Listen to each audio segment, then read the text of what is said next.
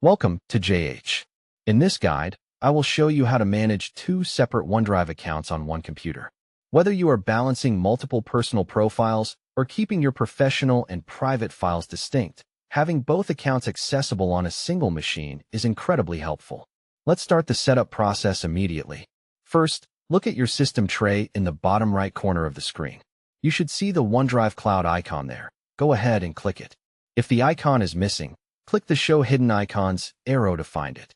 This menu is your primary tool for adjusting your cloud storage preferences. Next, a small window will appear where you need to click the gear icon to open your settings. Once the settings menu opens, you will see several options. While you might want to browse the general settings, our focus is the Account tab. Click on Account to view your current profile details. Within this tab, locate and select the Add an Account option to begin connecting your second profile. You will then be asked to provide your login credentials. Enter the email and password for your second account, just as you would for any other Microsoft service. After signing in, simply follow the guided on-screen prompts to finalize the link. One of the final steps involves choosing a specific folder location for this new account. Select a directory on your PC where these files will be stored. It is best to choose a unique location so your files do not get mixed up with your primary account.